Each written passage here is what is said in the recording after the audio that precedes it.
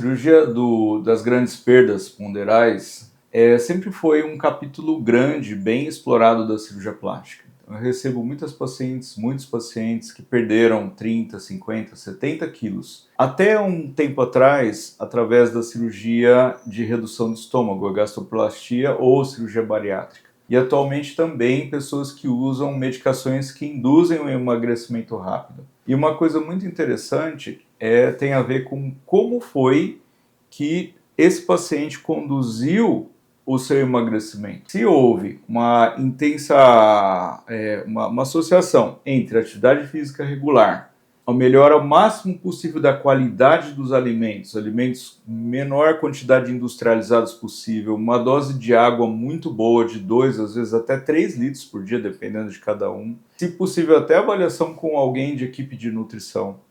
A partir daí também, como é que trabalhou a questão da ansiedade, a cabeça, os pensamentos, a higiene mental. Tudo isso vai fazer com que, quando o paciente chega aqui, ele vai ter um corpo mais harmonioso em termos de bioquímica, inflamação e até de flacidez de pele. Uma coisa é eu ter uma perda de 10 quilos em um mês, outra é eu ter 3 quilos por mês, com atividade física e com uma alimentação que me suplemente proteína, carboidrato e os outros componentes todos, lipídios. A saúde intestinal é uma coisa que tem sido falado atualmente como uma coisa moderna e a gente sempre teve um pouco de atenção em relação a isso, mas não sabia explicar exatamente como. E hoje também faz parte desse contexto, a questão da desbiose, das alergias intestinais, as alergias alimentares, elas também fazem parte do tratamento. A partir daí, então, quando eu vou fazer a cirurgia, eu vou avaliar tudo isso. Hábito de vida, alimentação e os exames bioquímicos. A partir daí tem uma segunda camada de avaliação. O que eu posso fazer para melhorar ainda mais como o paciente está, para que ele receba a cirurgia de forma que ele tenha uma recuperação rápida, com menor quantidade de intercorrências, com menos dor, menos sangramento, cicatrizes com uma aparência melhor. Por exemplo, uma coisa que a gente não sabia muito até um tempo atrás, uma pessoa que tem inflamação, tem um PCR transensível alto, tem uma hemocisteína alta, tem uma chance muito maior de ter uma cicatriz queloidiana.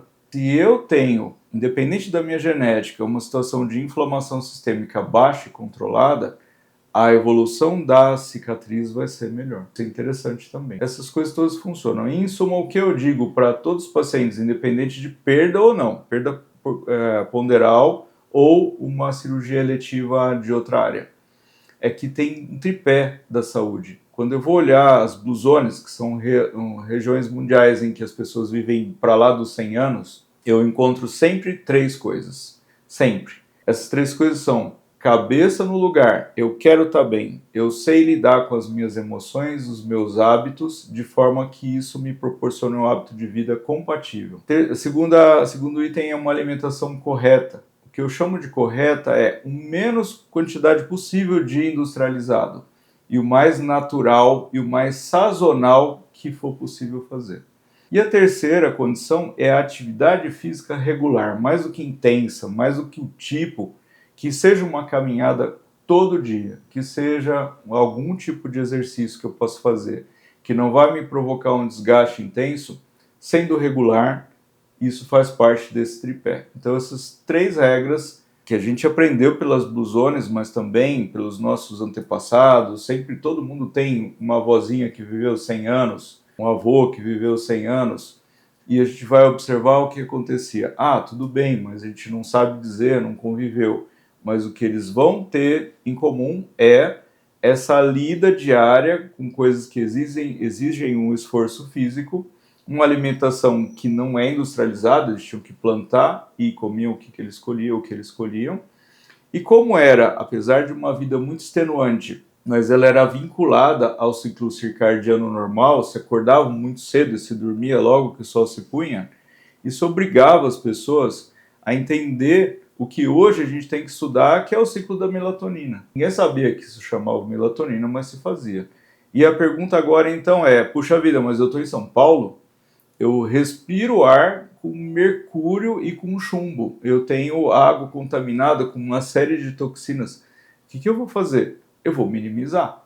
Já que eu não consigo fugir da garrafa de plástico para tomar a minha aguinha ou do tubo de PVC que vai levar a minha água para casa, eu vou minimizar isso. Então a ideia é criar estratégias para lidar com essas situações e circunstâncias. Minimizar o máximo que for possível, o que não dá para minimizar, aprender a conviver. Tem uma série de coisas que a medicina chinesa ensina, a fitoterapia e principalmente a alimentação correta. Isso funciona.